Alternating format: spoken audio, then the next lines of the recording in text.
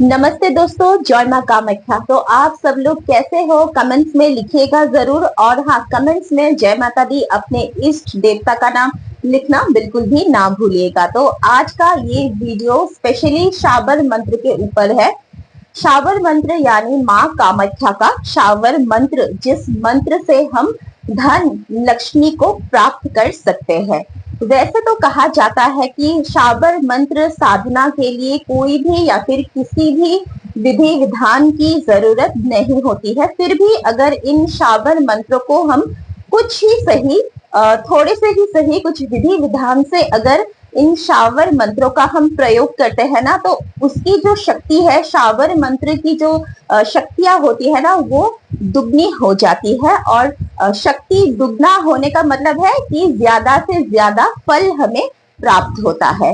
तो शावर मंत्र के विषय में और एक बात आपसे कहूंगी कि शावर मंत्र हो या फिर किसी भी वैदिक मंत्र हो, इन सब की साधना गुरु की निगरानी में ही करना, यानी कि गुरु दीक्षा के साथ करना ही बहुत ज्यादा अच्छा होता है। लेकिन फिर भी अगर आप शावर मंत्र की साधना करना ही चाहते हो, तो एक बहुत ही सौम्य शावर मंत्र मैं आपको, माँ कामाख्या का शावर मंत्र आपको दे रही हूँ। क्योंकि ना कोई कोई शावर मंत्र भी बहुत ज्यादा उग्र होता है, जो कि गुरु दीक्षा के बिना करना खतरे से खाली नहीं होता है।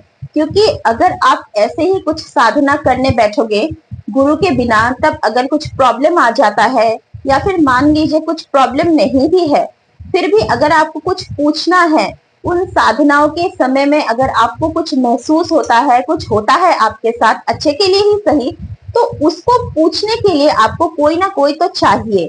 और उसके लिए गुरु, इसीलिए लोग बोलते हैं कि गुरु दीक्षा होना ज्यादा जरूरी होता है, क्योंकि गुरु के साथ हम ये बातें शेयर कर सकते हैं। लेकिन आज का जो ये शावर मंत्र है, ये शावर मंत्र बिल्कुल सौम्य है। क्योंकि ये शावर मंत्र माँ कामाख्या का तो है ही, साथ ही माता लक्ष्मी को आवाहन करने के लिए ये शावर मंत्र खास तौर से इस्तेमाल किया जाता है। और माता लक्ष्मी का जो रूप है वो सौम्य रूप है। तो चलिए वीडियो को अभी शुरू करते हैं। तो इस साधना के लिए शनिवार की रात्रि सबसे ज्यादा शुभ होता है। और शनिवार जो है वो किसी भी तिथि में हो सकता है, यानी कृष्ण पक्ष हो या चाहे शुक्ल पक्ष हो। तो माता लक्ष्मी को आवाहन करने के लिए जो माँ कामाख्या का शावर मंत्र है वो इस प्रकार है।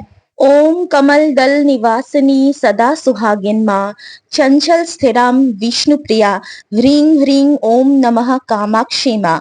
सदा हो निवास विष्णु संग यहाँ, दुहाई माँ कामाख्या देवी की, दुहाई शिव प्रिया की। तो इस मंत्र को जप करने के लिए हमें चाहिए कमल गट्टे की माला। यहाँ पे एक बात बताना चाहती हूँ कि जो शावर मंत्र होते हैं, उन मंत्र को सिद्ध करने के लिए किसी भी निर्दिष्ट संख्या की जरूरत नहीं होता है। फिर भी जैसा कि वीडियो के स्टार्टिंग में मैंने कहा कि कुछ विधि विधान से अगर हम इन मंत्रों को जप करते हैं या फिर सिद्ध करते हैं ना, ये मंत्र हमें दुगना फल देते हैं। तो इसीलिए इस मंत्र को जप करने के लिए हमें चाहिए एक कमल गट्टे की माला या फिर स्फटिक की माला। और विधि विधान से माता लक्ष्मी की पूजा जरूर करनी है। और माता लक्ष्मी की फोटो या फिर मूर्ति तो सभी के घर में ही होती है, लेकिन कोशिश कीजिए कि माता कामाख्या की भी एक तस्वीर आप किसी भी प्रकार से संग्रह करके आपकी पूजा स्थान में रखें और इस